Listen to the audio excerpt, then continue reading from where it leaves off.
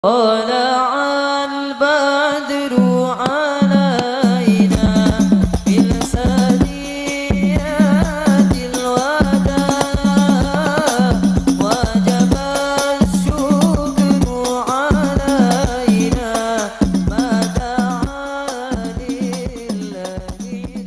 Bagian sahabat, ulama, tabi'in, ketika mereka mendapati usia semakin tua, penglihatannya mulai lemah, pendengarannya mulai lemah, ucapannya mulai lemah, tapi mereka tetap berusaha menghatamkan Quran.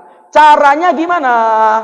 Sebelum Ramadan dikumpulkannya anaknya satu-satu, sambil ditanya, kau punya waktu kosong apa enggak?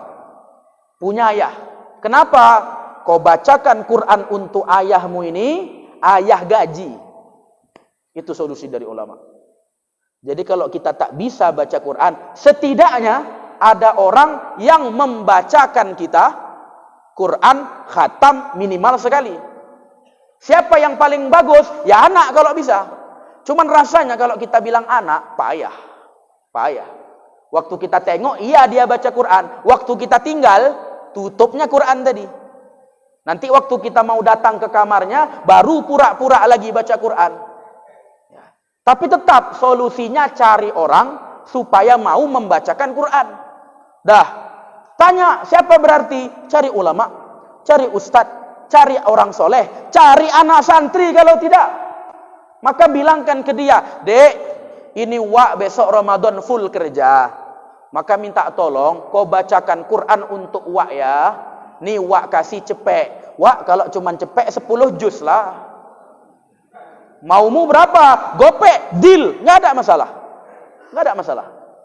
Ya, setidaknya selama Ramadan tertulis di dalam amal kita membaca Quran walaupun sekali. Ustadz boleh begitu? Boleh.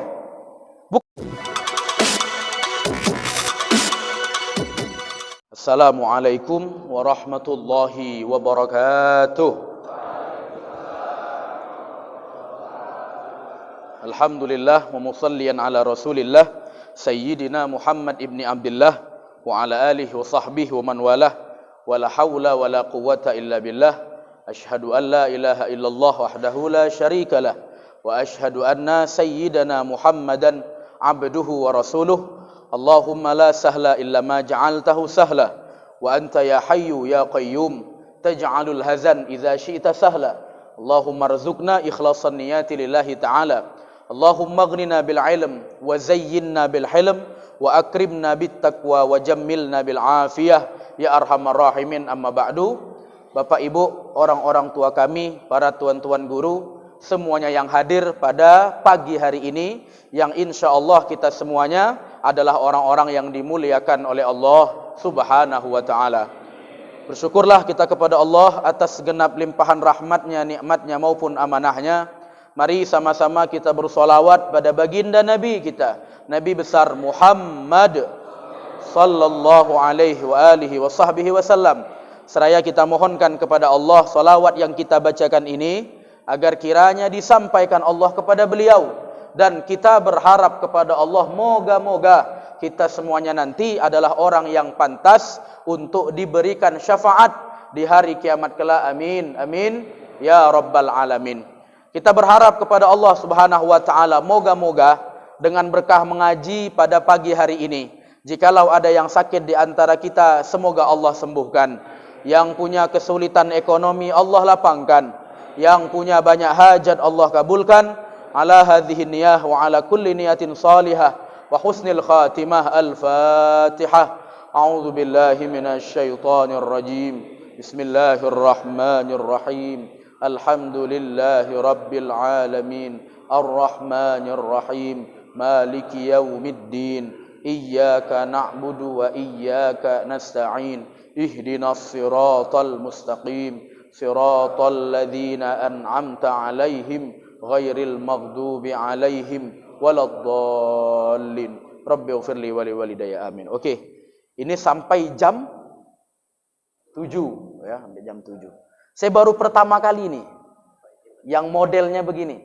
Karena di mana tempat kita ngaji biasanya 6:30 dah siap. Ya, ini baru mulai. Ya, oke ya. Dah, tema kita pada hari ini masalah hadis. Nah, sebelum saya ke arah materi, ini pertama saya mau nyampaikan yang tadi sholat di masjid kita, ya. Jadi kalau tadi ada yang bingung, Ustadz ini kok kunutnya kok ada tambahan? Tadi kan ada saya tambah Allahumma ansur, ya, Allahumma ansuril Islam wal muslimin, ya, dua-dua. Oke. Oh ya, dah. Pas begini. Udah. Jadi kalau ada yang bingung, Ustadz ini aliran opo iki? Kok ditambah-tambahi? Itu bukan. Kunut itu ada 3. 1, kunut subuh. Hadisnya sahih. 2, kunut di 15 terakhir pada malam bulan Ramadan di rakaat terakhir salat witir. Itu pun sunnah. Ada yang ketiga, sunnah juga, namanya kunut nazilah. Hadisnya riwayat Imam Bukhari.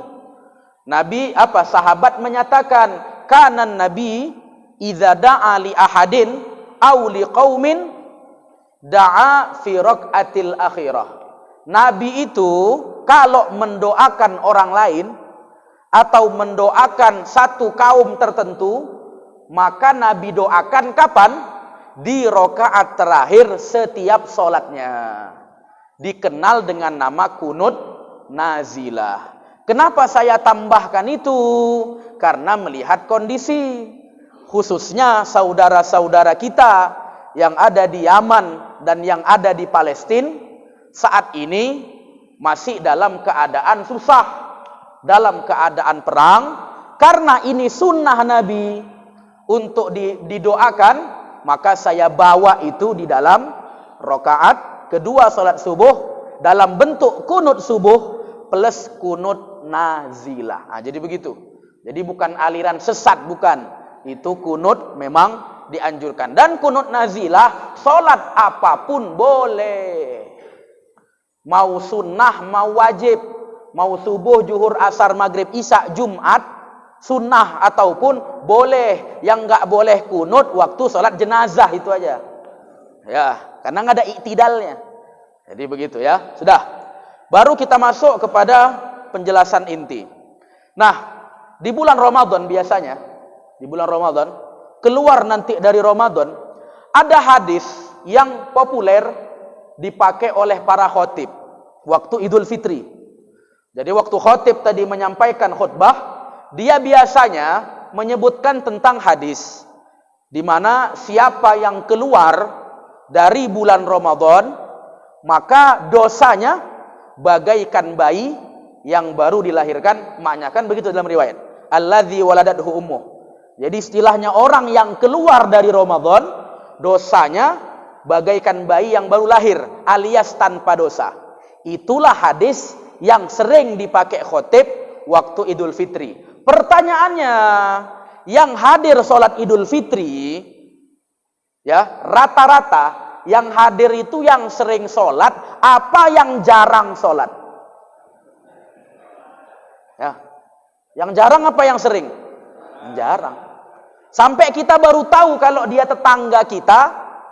Ternyata kok tetangga? Iya bang, kita tetangga ini. Kok baru sekarang nampaknya? Kan ada model orang kayak gitu. Sholat setahun cuma 2 kali. Idul Fitri, Idul Adha. Sama kalau ada keluarganya meninggal, nah itulah tambahannya. Kalau enggak pernah kita tengok dia. Dah, sehingga orang yang jarang sholat, ketika disebutkan hadis itu, naik kupingnya. Ya, ngembang hidungnya.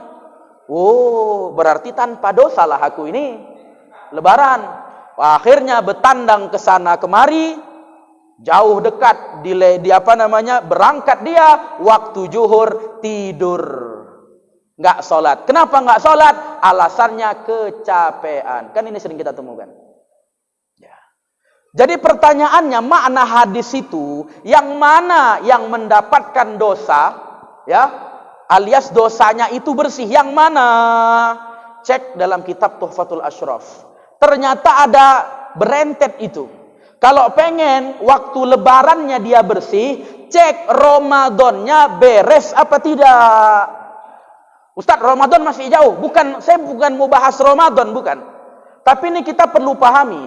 Ramadan itu, kalau mau kita lulus, ada 5. Ramadan, kalau mau dapat hadis tadi, 5 poin ini harus laksanakan. 1, yang dia puasanya beres, alias nggak ada bolong. Ya, maka ada istilah apa itu? Yang buka diam-diam itu apa? Istilah anak muda itu apa katanya? Udi, ada satu lagi, us-us belakangnya itu apa? Tempus ya kalau nggak salah. Ya, maka kalau model tempus kayak gitu nggak dapat dosa, ya, bagaikan bayi yang baru lahir itu nggak dapat. Tapi ya jadi gimana? Yang dia full selama 1 bulan tidak ada, ya, dia itu gagal dalam puasa. Itu toh enggak, ada 4 poin lagi. Yang kedua apa itu? Yang dia hafidh, menjaga dirinya anil ma'asi, dari maksiat, mata, mulut, sama kemaluan. Nah ini, orang puasa banyak yang lulus, tapi dalam menjaga anggota dari maksiat banyak yang gagal. Ya, contohnya banyak. Dah, dia puasa, cuman waktu belanja, waktu duduk sama kawan, langsung dikeluarkannya jurus maut. Bang, kau tahu kawan kita itu? Itu mulainya dia, awal-awalnya. Aku sebenarnya nggak mau bilang, cuman ini cerita kita 2 aja lah ya. Ya, jadi sebenarnya gini bang, udah dimulai ya. Alias apa? Gosip. Bahkan gak usah jauh-jauh. Berapa banyak orang rumah Allah yang untuk zikir, tapi dipakainya sekaligus gosip. Model orang kayak gini nggak dapat dosa. Tanpa dosa itu nggak dapat. Bersih dari dosa tak dapat. Walaupun dia puasa 30 hari, walaupun. Kenapa? Inti Ramadan diantaranya jaga mulut dari maksiat. Begitu juga mata. Percuma dia puasa, tapi kalau buka HP ditengoknya cewek-cewek berjoget, sama. Maka terkadang ada anak-anak muda kita pun heran, istilahnya ngabuburit. Mana ada itu nunggu buka puasa? Yang ada nyari cewek. Ya. Jadi walhasil kalau yang model kayak gini tak dapat. Terus apalagi yang ketiga? Yang dia khatam Quran. Khatam Quran. Cuman begini, kalaulah ditanya kepada kita ya, Bapak, Ibu, waktu Ramadan kemarin, kira-kira khatam Quran berapa kali kan itu? Dan gak usah jauh-jauh berapa kali. Ada nggak kemarin itu khatam Quran? Maka banyak pasti jawaban kita, enggak. Juz 1 khatam. Masuk juz 2 udah kena, malas kan begitu. Maka nggak bisa khatam. Orang kalau pengen bersih dari dosa, ingat Ramadan bulan turunnya Quran, bulan ulang tahunnya Quran, maka khatamkan Quran. Tapi dia punya problem, Ustadz, aku tidak khatam Quran, penyebabnya dari pagi sampai sore kerja, malamnya terawih ibadah. Mau tak mau habis terawih itu pulang aku istirahat untuk besok kerja. Tak ada waktu lagi untuk aku baca Quran. Jadi kapanlah supaya aku bisa baca Quran, atau solusinya gimana? Sudah, maka sekali lagi kita bilang, waktu Ramadan jangan sia-siakan sampai tidak mengkhatamkan Quran. Tapi nggak bisa Ustadz. Oke, ada solusi. Buka kitab Fawaidul Muftarah dan penjelasan ulama lainnya. Sebagian sahabat, ulama, tabi'in, ketika mereka mendapati usia semakin tua, penglihatannya mulai lemah, pendengarannya mulai lemah, ucapannya mulai lemah, tapi mereka tetap berusaha mengkhatamkan Quran. Caranya gimana? Sebelum Ramadan dikumpulkannya anaknya satu-satu, sambil ditanya, kau punya waktu kosong apa enggak? Punya ayah. Kenapa? Kau bacakan Quran untuk ayahmu ini, ayah gaji. Itu solusi dari ulama.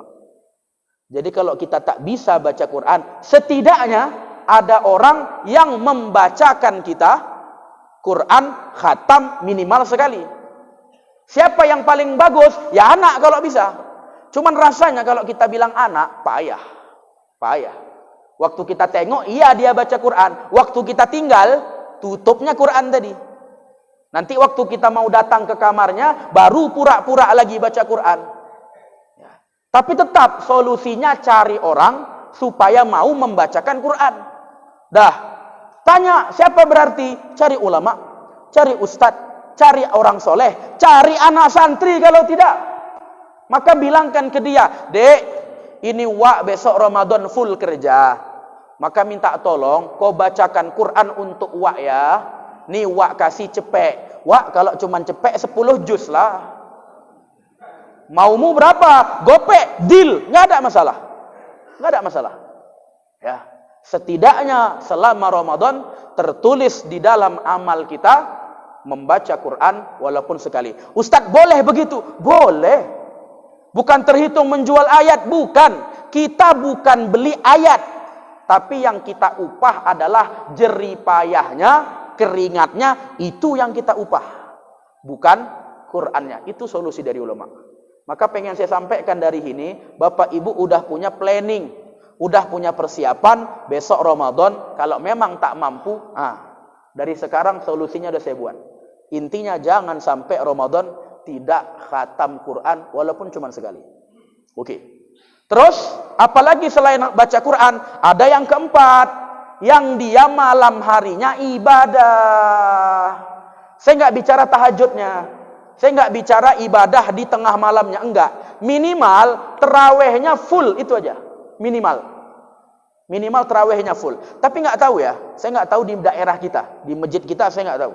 Tapi kalau di masjid rumah saya, malam pertama terawih ramenya minta ampun, sampai pasang-pasang terpal itu. Ya, saking kan ramenya. Tapi malam kelima balik lagi, 2-3 sap, balik lagi. Sama, daerah Bapak kayak gitu juga? Sama. Subuh tempat kami, hari pertama ramenya minta ampun. Ramenya. Sampai awak yang jadi imam payah masuk. Saya jadi imam, saya yang nggak bisa masuk. Saking kan ramenya. Disitulah saya juga tahu, oh ini tetangga saya ternyata. Ya. Saking kan ramenya. Cuman hari kelima balik lagi.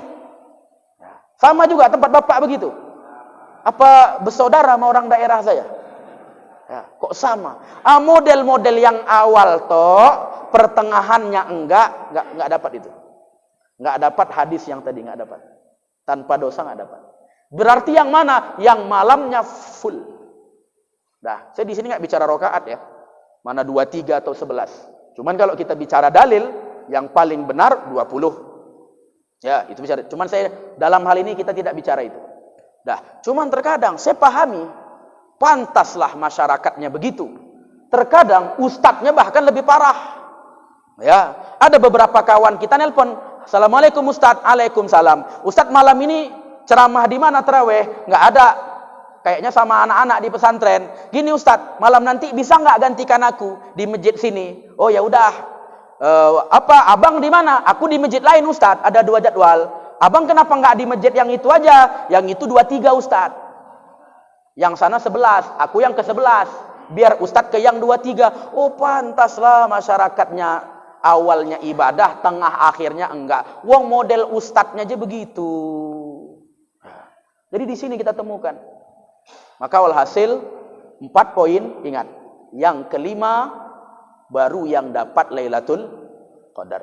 Cuman balik lagi, 5 poin ini susah apa tidak mengamalkannya? Susah. Ada yang mampu puasa, jaga mata, jaga mulut, susah. Ada yang mampu puasa, jaga mata, jaga mulut bisa, tapi nggak khatam Quran. Ya, ada yang bisa, tapi waktu iktikaf nggak dapat. Ya, susah. Satu-satunya jalan adalah lewat pertolongan Allah. Kita mau nyalahkan siapa lagi soalnya? Ramadan. Setan nggak bisa disalahkan. Setan diikat. Ya, mau nyalahkan siapa? Setan kita salahkan, dia pun pala. Aku dah di neraka diikat. Apa pula kau nyalahkan aku lagi? Nggak bisa nyalahkan setan. Jadi apa? Satu-satunya supaya kita mengamalkan 5 ini adalah lewat pertolongan Allah Subhanahu wa ta'ala. Pertanyaannya sekarang, cara ngejar pertolongan Allah itu gimana? Tuhfatul Ashraf menjelaskan begini. Mangqama bihurmati Rajab.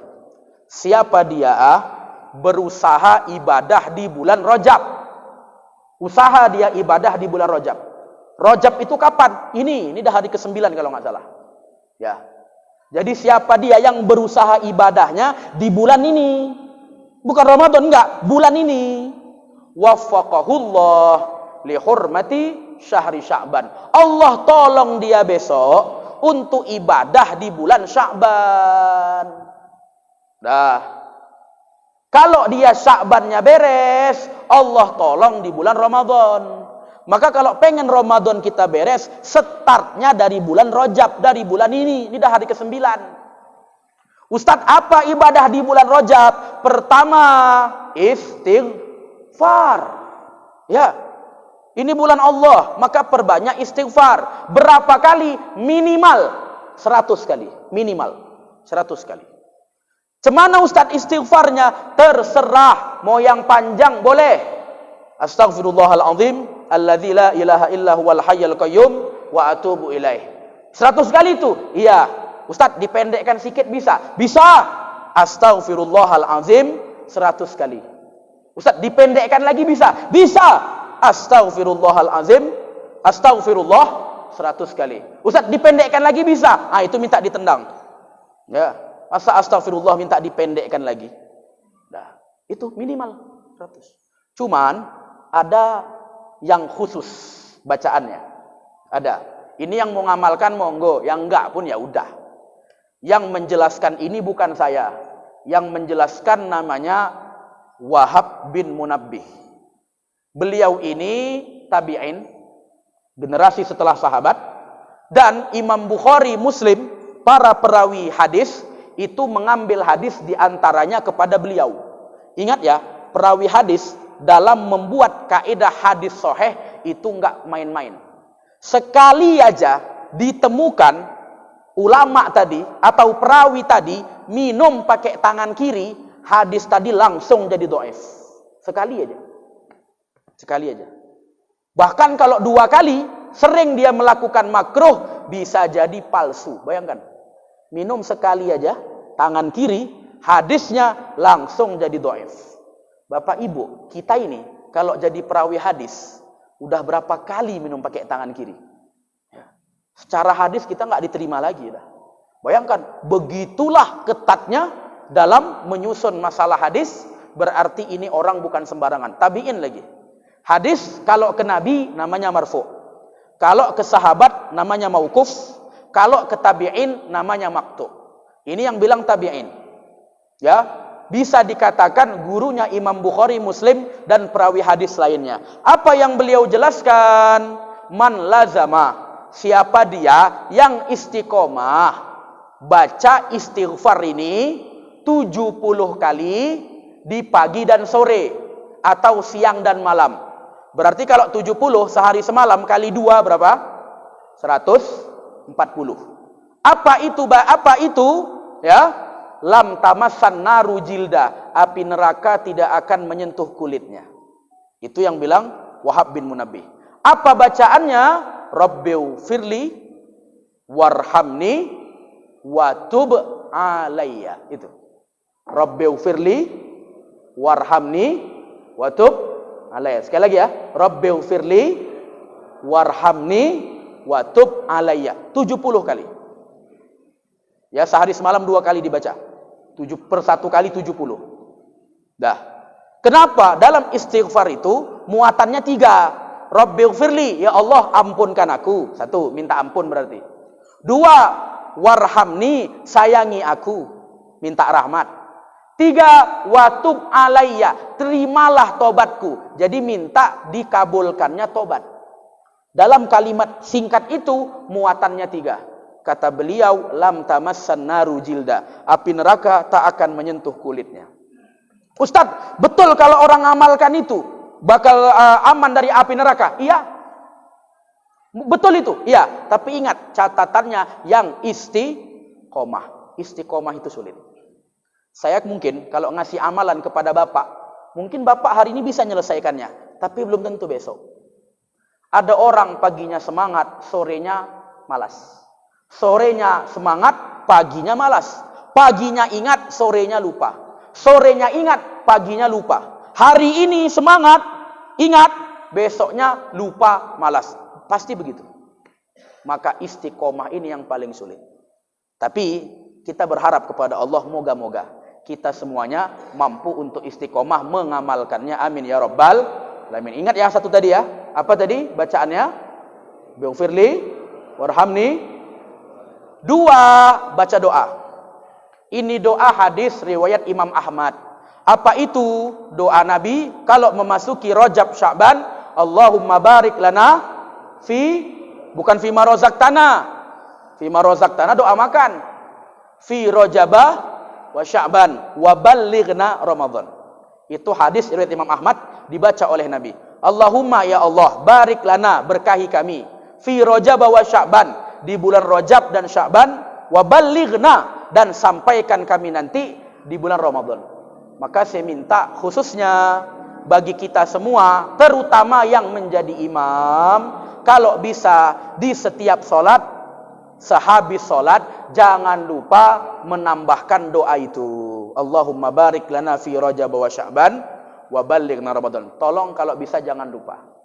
Ustadz, nanti kalau di bulan Sya'ban baca lagi tuh. Iya. Rajabnya pakai. Tetap. Nanti Ramadan baca itu. Enggak. Kalau Ramadan doanya 2. Allahumma inna nas'aluka ridhaka wal jannah wa na'udzubika min sakhatika wan nar. Sama yang kedua, Allahumma innaka afun tuhibbul afwa fa'fu anna. Itu. Nah, jadi startnya kalau pengen dapat Lailatul Qadar, Allah tolong besok ibadah di Ramadan, keluar dari Ramadan bersih tanpa dosa, startnya dari hari ini. Paham ya? Dah, 2 amalan tadi tolong kalau bisa diamalkan. Sudah, termasuk ya qada salat, qada puasa, bagi yang punya tanggungan jangan lupa diselesaikan. Dah, kalau kita bisa ibadah di bulan Rajab, orang nanya, Ustadz keuntungannya apa? Lipatan pahala di bulan Rajab, Allah lipat gandakan itu banyak sekali. Cek dalam tafsir Imam Qurtubi, penjelasan tentang ayat surat At-Taubah, minha arba'atun hurum. Itu salah seorang sahabat namanya Qatadah menjelaskan, siapa yang dia beramal di bulan-bulan mulia termasuk Rajab, do'afallahu hasanah, Allah lipat gandakan pahalanya. Berapa kali? 40 kali dalam riwayat. Dalam riwayat lain 70 kali. Dalam riwayat lain 100 kali. Dalam riwayat lain 300 kali. Bayangkan. Hari biasa setiap kita beramal pahala itu kali 10. Tapi khusus di bulan Rajab dan Zulqa'dah, Zulhijjah, Muharram 40. Bayangkan, sedekah 1000 Allah tulis pahala berapa? 40.000. Kurang apa itu? Pahalanya banyak, tapi ingat, ada ingat lagi, apa itu? Dosa pun, siapa yang melakukan dosa, man amila sayyi'atan, siapa yang bikin dosa, Allah lipat gandakan dosanya juga. Hati-hati. Pahala Allah lipat gandakan, dosa pun dilipat gandakan oleh Allah. Maka tolong, jangan buat maksiat, perbanyak amal ibadah di bulan Rajab. Ustadz, kalau Rajabnya bagus, apa yang dijanjikan Allah? Waffaqahullah lihurmati Sya'ban. Besok di bulan Sya'bannya Allah bantu dia untuk ibadah. Sya'ban apa ibadahnya? Sya'ban itu bulan selawat kepada Nabi. Karena di bulan Sya'ban turun ayat innallaha wa malaikatahu yusalluna ala nabi. Jadi ayat perintah selawat turun di bulan Sya'ban. Oleh karenanya bulan Sya'ban turun perintah selawat, maka di bulan Sya'ban dianjurkan banyak-banyak berselawat. Nah, kalau Sya'bannya beres, wa man qama bihurmati Sya'ban, siapa yang Sya'bannya dia ibadah, waffaqahullah lihurmati Ramadan, Allah tolong besok dia untuk ibadah di bulan Ramadan. Kalau Ramadannya 5 poin ini beres, hafizahullah min Ramadan ila Ramadan, Allah jaga dari Ramadan tahun ini sampai Ramadan tahun depan. Begitulah. Jadi kalau Bapak Ibu mau ngejar pahala banyak di Ramadan, Lailatul Qadar, Allah tolong ibadah startnya bukan Ramadan, startnya dari bulan ini. Moga-moga Allah Subhanahu wa taala tulis kita hambanya yang beriman, hambanya yang mampu mengamalkan, hamba yang diselamatkan oleh Allah, dan moga-moga kita dikumpulkan semuanya dalam satu tempat bersama Nabi kita Muhammad sallallahu alaihi wasallam di surganya Allah Subhanahu wa taala. Amin ya rabbal alamin. Tadi awalnya saya mau bahas masalah hadis tentang jual beli. Awalnya, cuman saya pikir lebih baik jelaskan ini dulu karena mumpung waktunya berdekatan dengan Ramadan. Jadi saya lebih bagus untuk persiapan. Awalnya mau bahas jual beli, masalah khiyar. Cuman walhasil di pertemuan berikutnya aja nanti suatu saat kita bahas, dan beberapa hal-hal penting lainnya. Wallahu alam. Tadi katanya ada sisi tanya jawab. Silahkan. Dan ini ingat ya, apa yang saya sampaikan saya pertanggungjawabkan. Bagi bapak ibu yang merasa kurang cocok atau ada yang bingung, nggak apa-apa tanya. Kalau memang nanti di forum cuma dikasih 2 pertanyaan, nggak apa-apa. Habis nanti ngaji sebelum pulang nggak apa-apa. Saya mumpung di mobil tanya aja nanti, nggak ada masalah. Dan ini yang mau komplain silahkan. Jangan nanti awak udah pulang baru dia nggak terima. Aku nggak setuju sama Ustaz gendut tuh. Kalau nggak setuju sekarang. Di situ dia. Wallahu alam. Tafadhol.